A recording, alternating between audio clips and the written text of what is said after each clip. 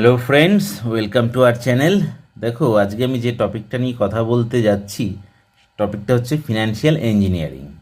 তো financial engineering জিনিসটা কি আমি ডিটেলসে বলবো, পুরো ব্যাপারটাই আমি ধীরে ধীরে বলবো। দেখো, আমি এখানে লিখেছি ফিনান্সিয়াল ইঞ্জিনিয়ারিং জিনিসটা কি, তার সেই ফিল্ডে কাজ করতে গেলে কি কি স্কিল সেট লাগে, ফিনান্সিয়াল ইঞ্জিনিয়ারিংয়ের গোল কি, কোন কোন এরিয়াতে কাজ করা যায়, আমি সবই দেখো এখানে পরস্পর সাজিয়েছি।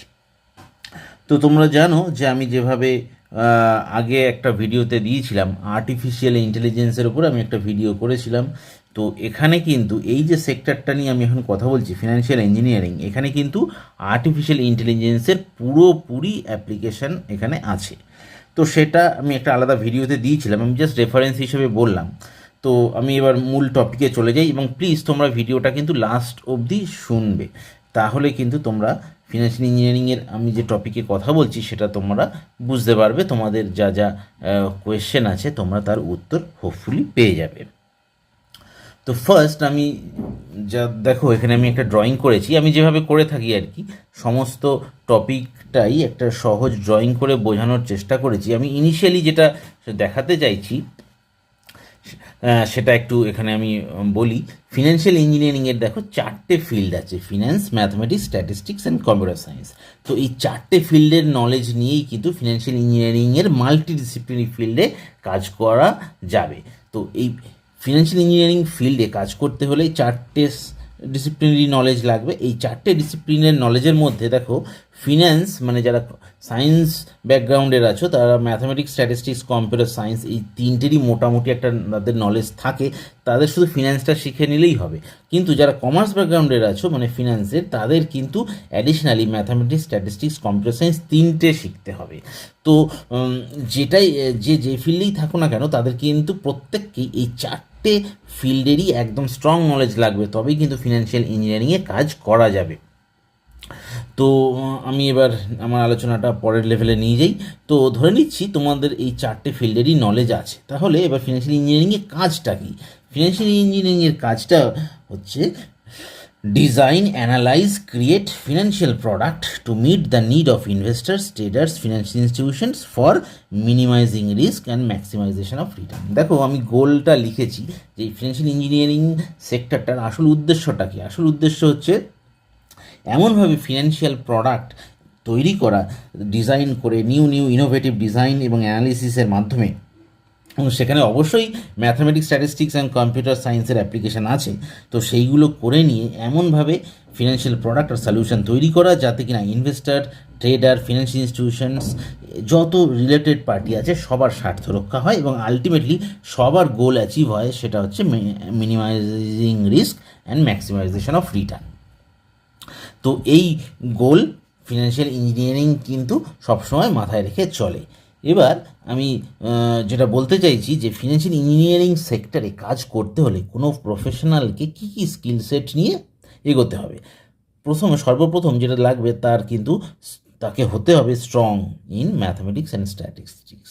ম্যাথামেটিক্স আর স্ট্যাটিস্টিক্সে তাকে কিন্তু একটা স্ট্রং, তার একটা নলেজ থাকতে হবে, সেই সঙ্গে তার একটা আন্ডারস্ট্যান্ডিং থাকতে হবে, তার এটাও ধারণা থাকতে হবে of financial market, financial instrument, risk management and programming language, Python আমি একটা এক্সাম্পল হিসেবে লিখেছি।